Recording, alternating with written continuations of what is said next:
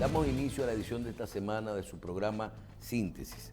En el día de hoy contamos con la presencia del licenciado César Dargán, quien es vicepresidente ejecutivo del Consejo Nacional de la Empresa Privada, el CONEP, en República Dominicana. Gracias por estar con nosotros, licenciado. Muchas gracias, siempre un placer estar por aquí. Yo me siento familia de los ASIM, así que...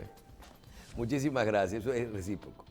En el caso del CONEP, yo quiero iniciar explicándole a la gente realmente el tamaño y la influencia del CONEP. Mucha gente lo vincula con otras instituciones. ¿Cuál es la composición del CONEP y qué instituciones dependen del CONEP directamente? El CONEP es un gremio empresarial que nació en el año de 1963. Sumamente interesante porque era un momento de transición política en la República Dominicana. Después de la dictadura de Trujillo, las primeras elecciones democráticas, el gobierno de Juan Bosch y la inestabilidad que se creaba, sentó las bases para que por primera vez los representantes de los diferentes sectores de nuestra economía se sentaran en una mesa. Entonces, desde el 1963 hasta la fecha, ha corrido mucha agua. Hoy por hoy, el CONEP está conformado por 58 asociaciones y 64 empresas. 58 asociaciones que representan prácticamente todos los sectores de nuestra economía, con representación regional, con diferente tamaño de empresas, por ejemplo, con la participación de las pequeñas y medianas empresas. Entonces, el CONEP es un espacio de diálogo y concertación del sector privado precisamente para tener incidencia en los temas del desarrollo nacional. Cuando usted habla, y por eso quería hablar de la composición, cuando usted menciona que está compuesto por asociaciones y empresas, esas asociaciones, usted se refiere, por ejemplo, la AIRD, Asociación de Industria de la República Dominicana, una de las asociaciones más importantes que hay, o el mismo ASONAHORES, la Asociación de Hoteles y Restaurantes de la República Dominicana, ¿son parte del CONEP? Sí, efectivamente. Yo entiendo que las organizaciones más representativas por los sectores que la conforman están presentes en el CONEP. Has mencionado la Asociación de Industria, la Asociación de Hoteles y Restaurantes, pero está la Asociación de Zona Franca, la Asociación de Bancos, de Seguros, de Comercio, de exportadores. Entonces nos vamos desde temas puramente transversales hasta temas ya más específicos. Y si las menciono y dejo una fuera voy a tener problemas, pero son 58 asociaciones, cada una es relevante e importante en su área. Cuando uno está en las velas, lo que quiere el CONEP, dice, bueno, para lo bueno, quiero lo mismo para las empresas que manejo y que son parte de nosotros, y lo mismo para las asociaciones que son parte del CONEP. Queremos que haya un mejor futuro, que haya crecimiento, que haya un buen marco legal, garantía jurídica en República Dominicana. Y uno dice, esa es la parte bonita del CONEP. Pero cuando usted se siente y tú dices, nosotros estamos aquí, no es para jugar, es para que todos nuestros asociados hagan negocio y le vaya mejor. Y comenzamos a ver los intereses. Y en un momento dado le pueden pasar dos cosas: que tenga conflicto de intereses en cuanto a políticas públicas, por ejemplo, a que ustedes puedan participar y opiniones con sectores diferentes que son de su asociación, o con empresas con tamaños de empresas. Por ejemplo, hay sectores de medianas empresas, tal vez no pymes y MIPYMES, que son parte del CONEP, pero que posiblemente pueden chocar con sectores financieros grandes o en determinadas políticas públicas. ¿Cómo ustedes manejan esa decisión de siempre decir, tenemos que apoyar a nuestros asociados, o a veces podemos hacer una recomendación que choque con alguno de los sectores que están ahí? Es quizás la razón de ser del CONEP, y por eso cuando como CONEP hablamos es porque hemos agotado un proceso interno de diálogo, de tratar de acercar posiciones y plantear a lo externo solamente aquellos puntos de interés en común en lo que todos estamos de acuerdo. Y en ese sentido, efectivamente, las discusiones internas no siempre son todo el mundo de acuerdo. Hay diferentes intereses, hay diferentes posiciones, Pero yo creo que lo que ha ocurrido es que nuestro país ha cambiado. El mundo ha cambiado, pero nuestro país es un reflejo también de esos cambios y nuestra sociedad también. Definitivamente la visión empresarial contemporánea no es solamente el lucro del negocio, no es solamente qué tan bien a mí me está yendo en mi empresa.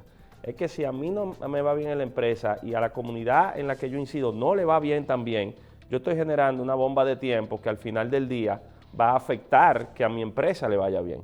Entonces, por eso yo creo que es más latente y más evidente el compromiso del sector empresarial, que uno lo ve, por ejemplo, en las inversiones que se realizan. Aquí hay componentes importantes de inversión extranjera, pero los empresarios dominicanos siguen confiando en la República Dominicana y siguen invirtiendo en el país. Entonces, tratamos de ponernos de acuerdo adentro, hablar hacia afuera en aquellos temas en los que estamos de acuerdo y al mismo tiempo entender cuál es el rol en ese tablero social, en el sentido de que el CONEP no es un partido político. Por el contrario, el CONEP está llamado a tener las relaciones más cordiales que pueda con el gobierno, con los partidos y con los diferentes representantes de la sociedad. O sea que es una dinámica interesante, pero que creo que también ha contribuido a construir el país que tenemos hoy. Hay muchos choques también entre posiciones que son buenas para el dominicano final o que puedan ir en contra de algunos de sus asociados, de las políticas de algunos asociados. Por ejemplo, viví este mes la posición del CONEP con respecto al tema de las AFP. Bueno, qué bueno que las AFP, me imagino que son parte del CONEP en alguna de sus áreas, en la financiera o en alguna, pero podría darse el caso de que el CONEP tuviera alguna posición que diría, no, lo que conviene es que no haya de este sector. ¿Qué hace el CONEP en esos casos? ¿Se retira, no emite opinión o fija una posición siempre defendiendo a su particular?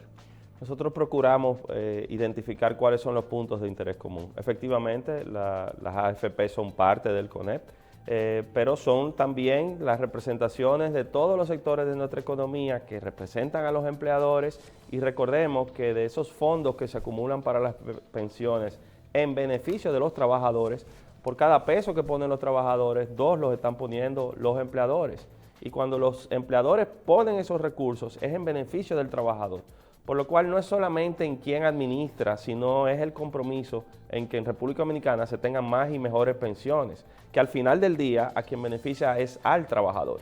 Entonces no es una discusión entre iguales porque no se está directamente involucrado en el sector, pero sí procurando que lo que aquí ocurra sea en beneficio de todos. El Consejo Nacional de la Empresa Privada, la gente cree que solamente participar en actividades y en mesas de diálogo, sino la cantidad de trabajo y de recursos que gasta en campañas y en lograr sus objetivos y lo de interés nacional también, así como estudios y muchísimas políticas que la gente no entiende todo lo que realiza. ¿De dónde se nutre de fondos el CONEP? Bueno, nuestros estatutos establecen que las contribuciones que financian las operaciones del CONEP vienen precisamente de sus miembros y por eso la totalidad de recursos son privados aportados por las organizaciones y las empresas que lo conforman. Nosotros tenemos limitaciones y no podemos recibir recursos públicos. Todos nuestros aportes son privados y tratamos de, con el mayor nivel de cumplimiento, hacer uso de esos recursos de la manera más eficiente. En el caso del día a día, nosotros vimos inclusive cómo en medio de la pandemia el CONEP se involucró con el gobierno y el empresariado a tratar de buscar soluciones. Creo que fueron los primeros que pudieron evitar los procesos y comprar de todo, en todos los 2 gobiernos que pasamos con esto. Esa parte social que realiza el CONEP, ¿hasta dónde va? Es muy coyuntural, pero es parte de la razón de ser, de no ser un ente externo a lo que ocurre en nuestro país y a accionar en torno a temas como este. La experiencia de la pandemia fue sumamente interesante en cuanto a la colaboración privada y la asociación público-privada que se vino gestando, no solamente con este gobierno, sino inclusive con el gobierno anterior. Cuando en marzo del año 2020 se detecta el primer caso del COVID en la República Dominicana y a partir de ahí entramos con las medidas de restricción, pues hubo 3 grandes etapas. La primera, entre marzo y agosto, que fue precisamente cómo adaptarnos, cuáles eran las restricciones, cómo procurar que, si bien es cierto, se tomaran todos los controles, en el mercado dominicano no hubiese una falta de abastecimiento. Cómo contribuir inclusive en las gestiones del control de la pandemia, en la adquisición de productos de los necesitados que eran escaseados en ese momento, ventiladores, mascarillas, pruebas, y se hizo movilización de recursos privados precisamente para contribuir en lo que estaba haciendo el país. En una segunda etapa, cuando se produce el cambio de gobierno en la República Dominicana y se hacen los primeros acercamientos para obtener las vacunas, pues fueron recursos privados los que pagaron el inicial de la primera vacuna que fue adquirida por el Estado Dominicano. Y a partir de ahí, todo el apoyo al plan de vacunación. La acción privada ha estado presente en el éxito que se ha tenido, en una colaboración directa con las autoridades, y entendemos que eso es un motivo de satisfacción, sobre todo si uno se compara con lo que ocurre en el resto de la región, que muchas veces estos espacios de colaboración no son posibles. El Consejo de Hombres de Empresa, ya hay que sentarse a pensar en los temas de más interés a nivel nacional. Pero antes de que hablemos del Consejo Económico y Social, de las reformas necesarias, yo creo que hay algunos temas que debemos de verlo de forma puntual. Y comencemos con esto. Si ustedes han hecho un diagnóstico de cómo, y no hablo de partidos, sino de cómo va la República Dominicana desde el punto de vista económico. Ustedes sabemos que tenemos años hablando de una reforma fiscal, de un alto endeudamiento con relación a nuestro Producto Interno Bruto, de un país con un buen crecimiento, con necesidades y con una deuda social inmensa. Y ustedes analizan la parte económica, siempre el comportamiento de la tasa de cambio y todo eso. ¿Cómo ustedes ven, y así tienen que hacer un diagnóstico de nuestra economía hoy, luego de que pasamos la pandemia, no pudimos hacer una reforma fiscal, nos tuvimos que endeudar mucho más de lo establecido de forma justificada en lo que están ahí, y hoy manejamos unos niveles de inflación por temas externos mundiales importantes? ¿Y cómo ustedes analizan el tema económico, de la economía en este momento en República Dominicana? Lo que estamos viendo es un país ahora que resulta sobresaliente en su desempeño con el resto de la región. Si uno toma desde México hasta Chile, todo el hemisferio occidental, América Latina completa, no hay un país que reúna hoy los tres pilares de nuestro desarrollo. Este es un país que ha tenido estabilidad política. Desde el año de 1966 hasta la fecha hemos tenido elecciones continuas y transiciones pacíficas en los momentos que se ha dado. En todo este periodo aquí no ha habido una interrupción de un gobierno, aquí ha habido malestar en determinado momento, han habido confrontaciones políticas, pero la estabilidad de nuestro país ha continuado. En segundo lugar, un componente sostenible en el tiempo de desarrollo económico, y hemos visto en las últimas décadas cómo nuestras proyecciones de crecimiento han ido por encima de las medias y de las proyecciones establecidas, con cada vez más conciencia de que el desarrollo económico sin desarrollo social no tiene sentido, y que por el contrario el desarrollo económico tiene que ser el motor de las transformaciones sociales que se requieren, pero un país en un ambiente de sostenibilidad económica y con amplias posibilidades de seguir contribuyendo al desarrollo social. Y el tercer aspecto, la paz social. Este es un país que, mientras estamos hablando aquí ahora de pandemia, recordemos que un año aquí se suspendieron 2 elecciones. En el año 2020 aquí suspendimos 2 elecciones y fuimos capaces de, a través del diálogo y la concertación de los diferentes actores políticos y sociales, retomar el camino de la institucionalidad, celebrar elecciones, un triunfo de la oposición, una transición pacífica, y las cosas han continuado. Esa paz social es el principal tesoro que tenemos al día de hoy, con la necesidad de fortalecer y defender nuestra democracia, de que las expresiones puedan ser vertidas, de que cada quien pueda expresarse, pero en un ambiente de paz y de respeto. Y esos 3 pilares de estabilidad política, desarrollo económico y social y paz social, nosotros no lo vemos en ningún lugar, lo vemos aquí en la República Dominicana y queremos cuidarlo y exponenciarlo aún mucho más.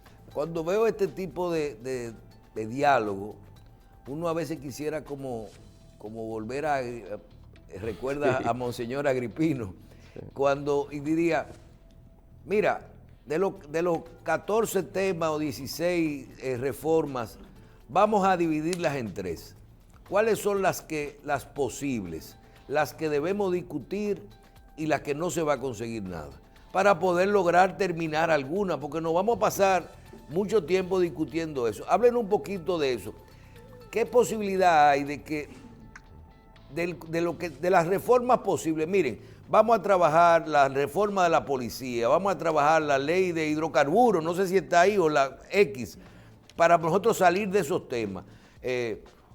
Vamos a dejar para después y hablamos de lo que es la reforma a la Constitución, esos temas que tienen que ver, y vamos a entrarle a negociar, a discutir la seguridad social, poniéndole un ejemplo en cada una de las cosas que se pueden hacer. ¿Es posible avanzar con estos diálogos?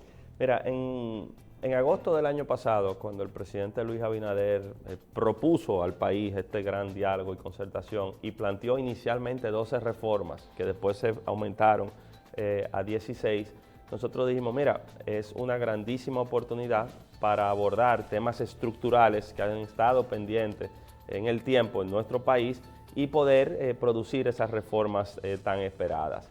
Ahora bien, al mismo tiempo de respaldar y apoyar esa convocatoria, también comentamos que era ambiciosa, sumamente ambiciosa, y los resultados serán directamente proporcional a los avances y a la preparación en cada una de las mesas.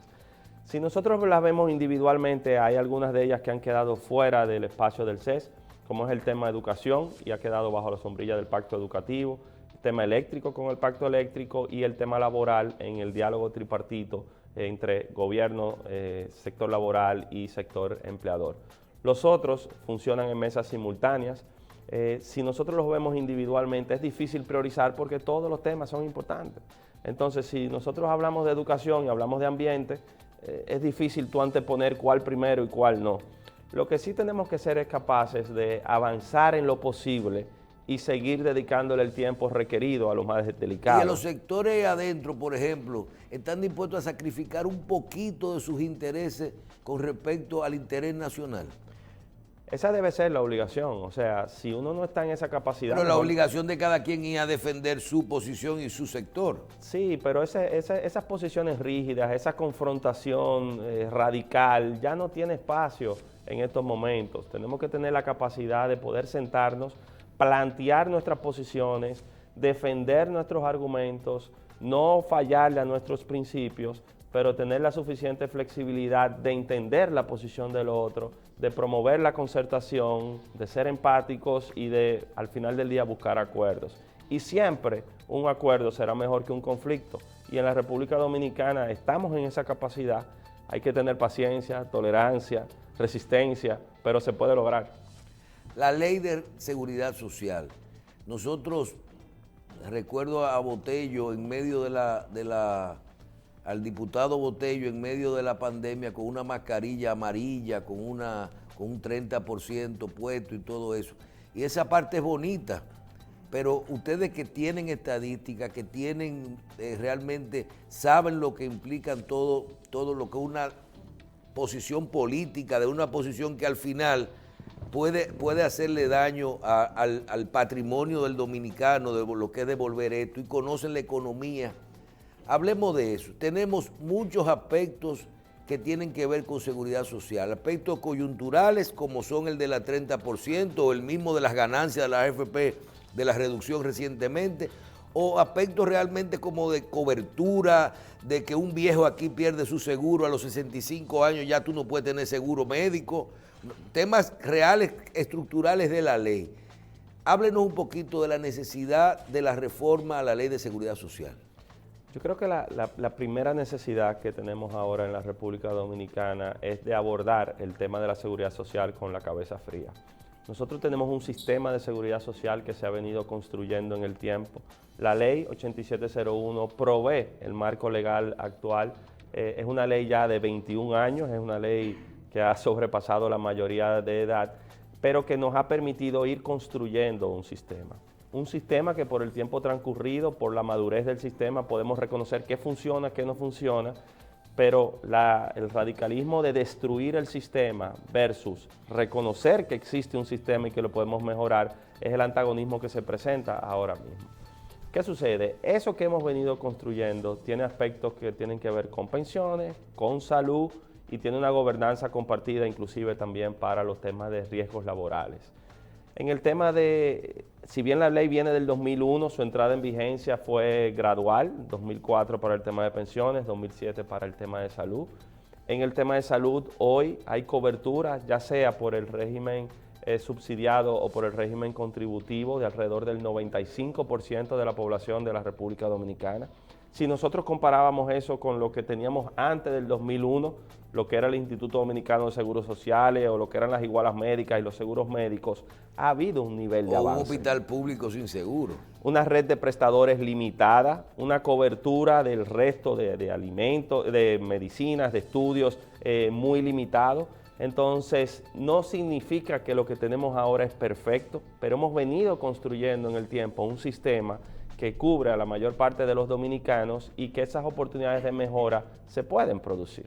Si nosotros vemos el tema de pensiones desde el año 2004 y los aportes que se han producido, tanto de cotizantes que han crecido exponencialmente, a los afiliados también, y que hoy se acumula un fondo patrimonial de las pensiones de sobre los 750 mil millones de pesos, diríamos, bueno, es mucho dinero, diríamos, cuando yo veo ese dinero, este es un momento en que lo necesito y es lo que una porción importante de los dominicanos entienden, pero también hace falta mucha información y entender de que los fondos de pensiones no son fondos de emergencia. Los fondos de pensiones se han destinado para efectivamente suplir las necesidades de los ciudadanos al momento de terminar su vida laboral útil.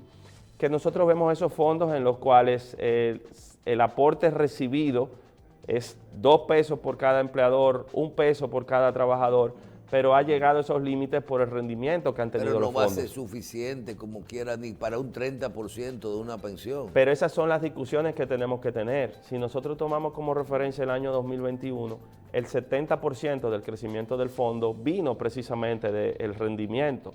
Si las limitaciones que implanta la ley y la regulación de cuáles son las áreas en las que se puede invertir o se puede poner a producir esos fondos que no estén estáticos, fondos acumulados, pues a lo mejor habría una mayor rentabilidad.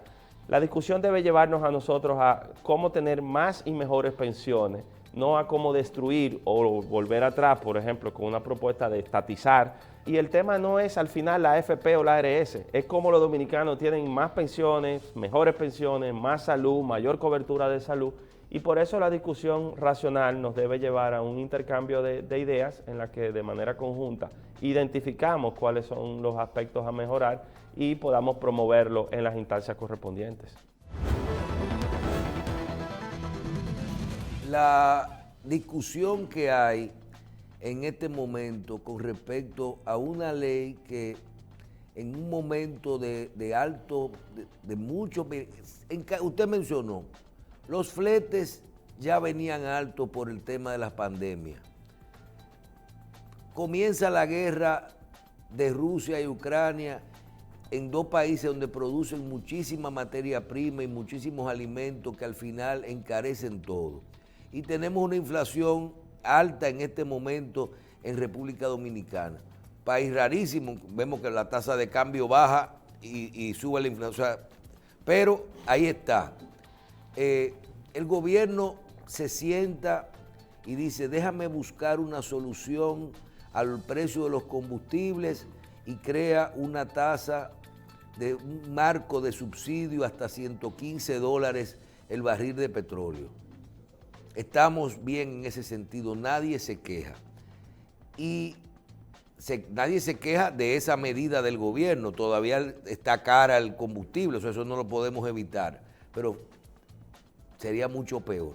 En el caso de la comida, sobre todo, el gobierno crea una ley, la envía al Congreso para, por un periodo determinado, colocar la tasa cero a algunos productos, creo que 56 productos, 67 productos, para que no paguen impuestos en la aduana durante 6 meses.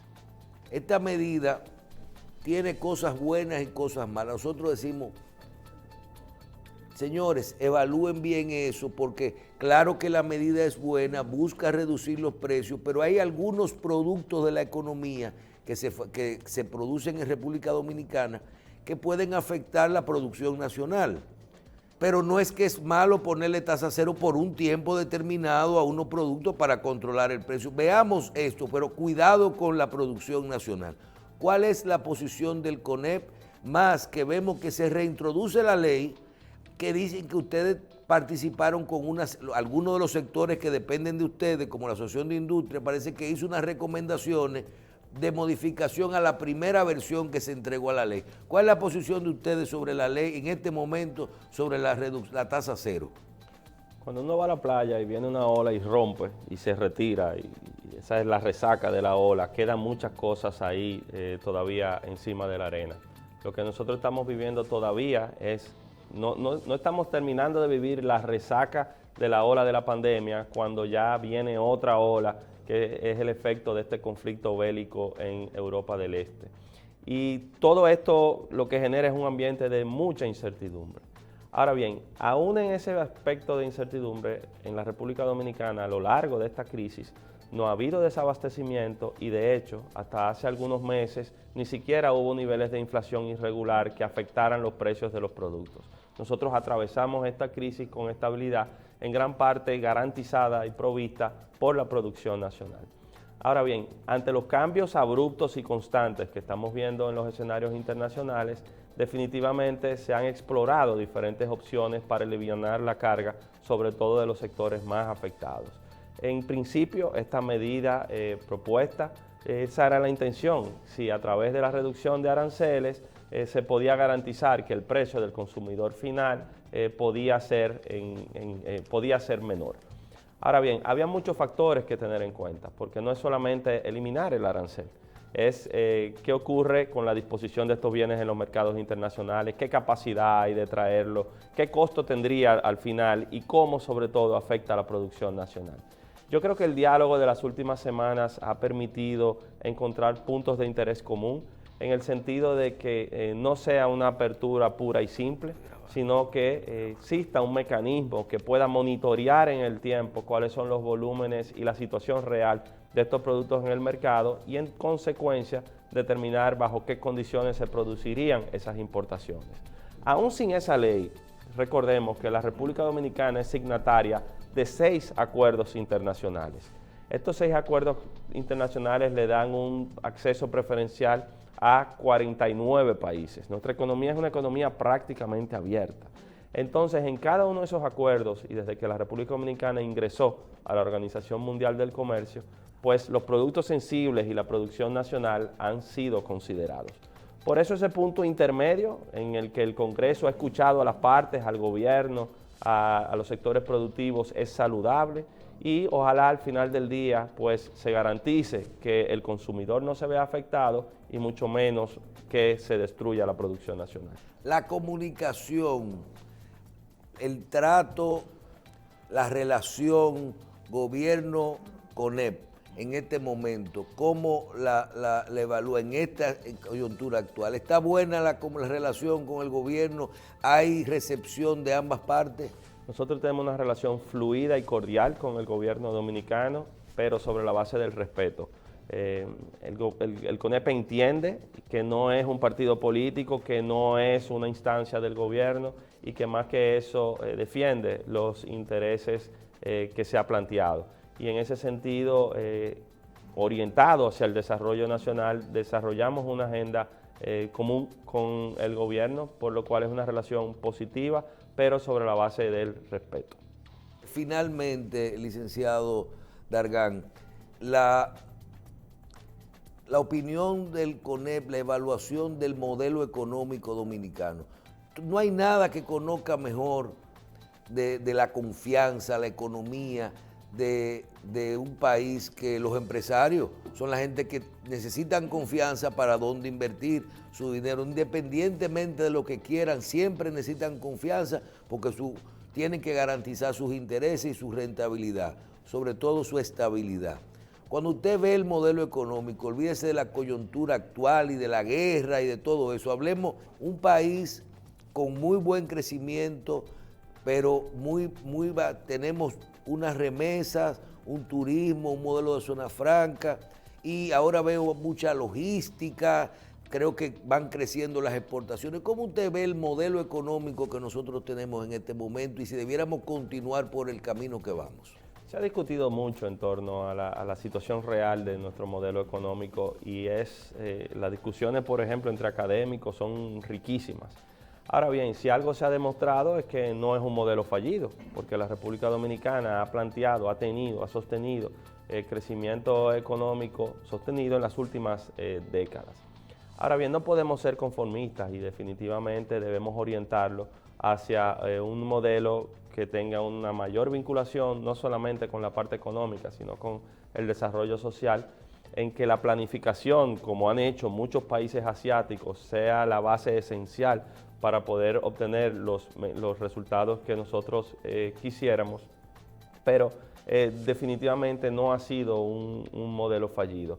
La iniciativa privada y el aporte de la iniciativa privada dentro de este modelo es fundamental.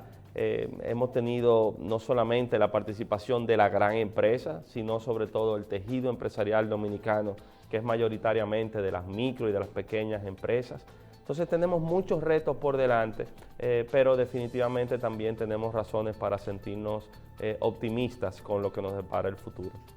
Bien, yo quiero agradecer al licenciado César Dargán, vicepresidente ejecutivo del Consejo Nacional de la Empresa Privada, el CONEP, en República Dominicana. Muchísimas gracias por estar con nosotros y gracias por todas sus opiniones con todos estos temas que son tan importantes para el futuro de nuestro país.